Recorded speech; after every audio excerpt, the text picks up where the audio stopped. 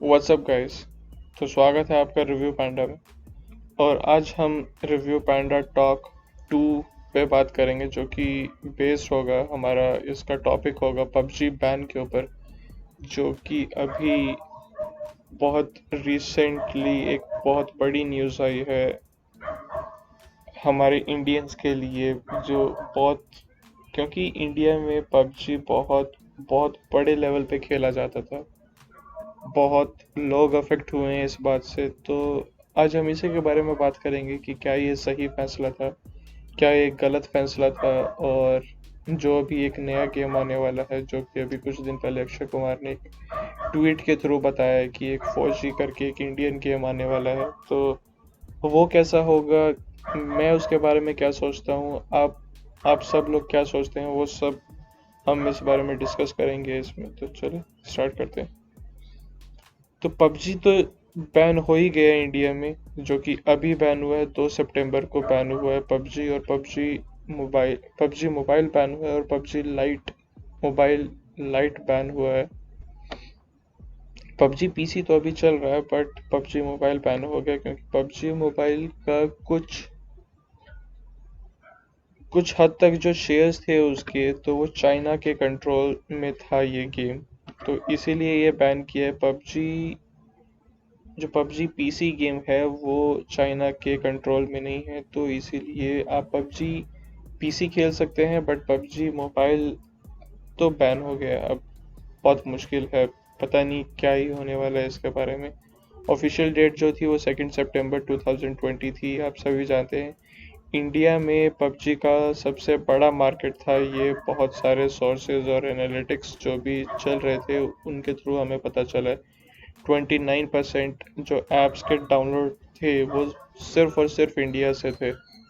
और ये बहुत बहुत बड़ा एनालिटिक्स का डेटा है ये, कि 25%, 29% बहुत ज़्यादा होता है किसी भी चीज़ के लिए।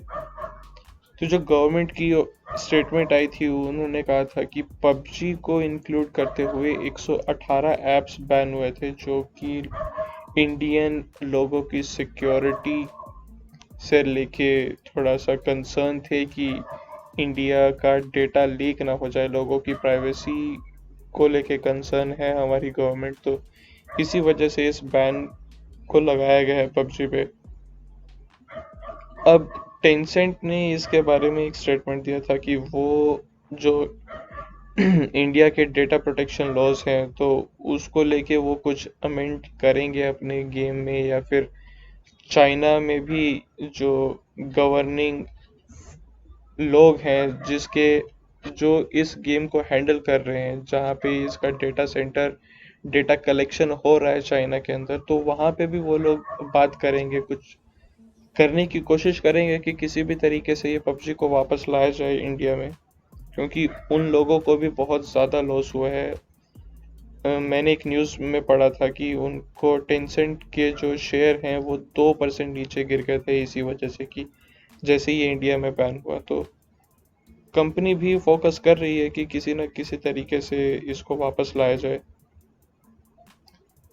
तो जैसे ही बैन हुआ, अब क्या ही कर सकते थे जो लोग दिन रात पबजी खेलते थे, या बहुत टाइम तक स्ट्रीम करते थे, खेलते थे, अपने मज़े के लिए खेलते थे, या अपनी डेली अर्निंग के लिए खेलते थे। कुछ लोग इसे एज अ बिजनेस यूज़ कर रहे थे, कुछ लोग सिर्फ इसे खेलना चाहते थे, फ्रेंड्स के साथ इंजॉय करते थे। तो अब जैसे ही पबजी बैन हुआ, तो उन्हें दूसरी गेम्स की तरफ शिफ्ट होना पड़ा। तो अभी ऐसे गेम्स तो यही हैं कि कॉल ऑफ ड्यूटी खेल सकते हैं आप, call of duty mobile, free fire खेल सकते हैं, और भी बहुत सारे गेम्स हैं जो भी आपको पसंद आए वो खेल सकते हैं। बट अभी लोग सीओडी की तरफ ज़्यादा गए हैं। मैं भी पर्सनली पबजी का बहुत बड़ा फ़ैन था, मैं खुद पबजी खेलता था अपने फ्रेंड्स के साथ। लेकिन अभी तो क्या ही कर सकते हैं। तो अभी एक नया वो आने वाला है पबजी, जो है वो पबजी का कुछ वर्जन जो है, जैसे कि मेरे लैपटॉप में, मैं एमुलेटर पे खेलता था, मेरे लैपटॉप में चल रहा है, बट कुछ इश्यूज तो हैं, उस सर्वर का इशू आ जाता है, बट चल रहा है। बट मैंने खेला नहीं है, ना मैं खेलता हूँ, क्योंकि अगर हमारी गवर्नमेंट ने बैन किया है, तो आई थिंक हमें नहीं खेलना चाहिए, वो हमारे ही फायदे के लिए उन्होंने बैन किया, तो we should respect our government. तो ये अभी एक नया रिसेंट नाम आया है कि फौजी एक कोई गेम आने वाला है, तो ये क्या है ये चीज़? एक देसी ऑल्टरनेटिव है पबजी के लिए। 48 आवर्स के बैन के बाद तुरंत बाद ये ऐसा एक न्यूज़ आया कि फौजी एक गेम आने वाला है। तो फौजी किस तरीके का गेम होगा? सिमिलर टू पबजी ही बताया गया है अभी तो, कि ये फर्स्ट पर्सन शूटर गेम होगा जिसको आप एज अ सिंगल और मल्टीप्लेयर मोड्स में खेल सकते हैं। इस गेम के अंदर जो होगा कि हमारे जो इंडियन आर्मी ने फाइट्स ली हैं, तो इसको थोड़ा सा उसी तरीके से सिनेमैटिक किया गया होगा कि रियलिस्टिक दिखे, लोगों को पता लगे कि हमारे इंडियन आर्मी के जो सोल्जर्स हैं वो किस तरीके से फाइट करते हैं। तो आई थिंक उसको माइंड में रखते हुए ये बनाया होगा। ये प्ले स्टोर और अपने ऐप स्टोर पे ये फ्री में अवेलेबल होगा फॉर श्योर। तो ये गेम कब आने वाला है, सबसे बड़ा सवाल यही था कि ये फौजी जो गेम है ये आने वाला अक्टूबर के एंड तक ये आ जाएगा शायद। तो चलिए होप करते हैं कि ये गेम अच्छा लगे लोगों को। The game is being developed. ये गेम बैंगलोर की एक कंपनी है, बैंगलोर के डेवलपर्स हैं, बेंगलोर में रहते हैं वो लोग, जो कि एन कोर गेम्स करके एक पब्लिशर हैं, वो लोग इसे डेवलप कर रहे हैं और अक्षय कुमार की मेंटोरशिप में ये डेवलप कर रहे हैं इसे। अक्षय कुमार ने एक और बात बोली है कि इसका जो 20% होगा इस ऐप से, इस गेम से जो भी रेवेन्यू जनरेट होगा उसका 20% भारत के वीर जो एक ट्रस्ट बना हुआ है, ट्रस्ट फंड में जाएगा इसका पैसा। तो आई थिंक ये एक बहुत अच्छा स्टेप हो सकता है, बहुत अच्छी चीज़ है ये, अगर इस तरीके से इसको इम्प्लीमेंट किया जाएगा। तो ये आप अक्षय कुमार का ऑफिशियल ट्वीट देख सकते हैं कि नरेंद्र मोदी का जो एक आत्मनिर्भर का कैंपेन चल रहा है, तो हम मेड इन इंडिया गेम्स बना रहे हैं और उसका कुछ फंड हम अपने सोल्जर्स को भी देने के लिए रेडी हैं कि उसका 20% वहाँ पे जाएगा। तो आई थिंक डेवलपर्स इस पे ज़्यादा अच्छे से मेहनत करें, क्योंकि लोगों की एक्सपेक्टेशंस बहुत ज़्यादा होंगी। उन्होंने एक हाई एंड पबजी को खेला है और अगर फौजी उस लेवल को मैच नहीं कर पाएगा तो आई थिंक इसको बैड बुरे रिव्यूज़ भी मिल सकते हैं। तो बस मैं तो यही कहूँगा अपनी तरफ से कि ये गेम अच्छा आए।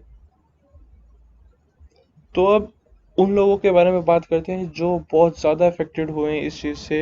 तो वो हैं हमारे स्ट्रीमर, जो बड़े बड़े स्ट्रीमर्स थे, जो हाई एंड पीसीज जिन्होंने बनवा रखे थे और एकदम पूरे सेटअप के साथ ये सिर्फ पबजी मोबाइल खेलते थे और उनका डेली का अर्निंग बहुत ज़्यादा होता था। अब वो लोग क्या करें, क्योंकि ना तो वो कहीं पे जॉब कर रहे हैं ना कुछ कर रहे हैं, उनका सिर्फ main source of earning PUBG ही था, पबजी स्ट्रीमिंग। और वो बैन होने के बाद तो बहुत बुरी हालत हुई है। पबजी के अंदर जो भी प्रोफेशनल गेमर्स थे बहुत बुरे तरीके से हिट हुआ है उन्हें ये। अब देखते हैं क्या ही होता है आगे, क्योंकि जो top tier PUBG mobile players थे वो 35,000 से 1.5 लाख पर मंथ तक का कमा रहे थे, और स्पॉन्सरशिप और ये सब मिला के तो बहुत ज़्यादा कुछ लोग कमा रहे थे इसमें। कुछ बहुत बड़े बड़े प्लेयर्स भी थे, मॉर्टल वगैरह, ये सब इंडिया के बहुत बहुत अच्छे थे। ये कुछ स्टेटमेंट हैं: I was earning a monthly salary because of the game and got the opportunity to work with international organization and play tournaments. Yogesh Yadav, सेल्ट रॉक्स।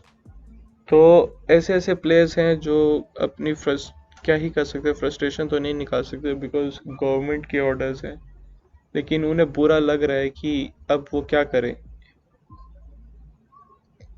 तो चलिए होप करते हैं कि वो आगे किसी और गेम के अंदर अपना फ्यूचर बनाएंगे और लोग उनको सपोर्ट करेंगे, दूसरे गेम प्लेस भी देखेंगे उनका।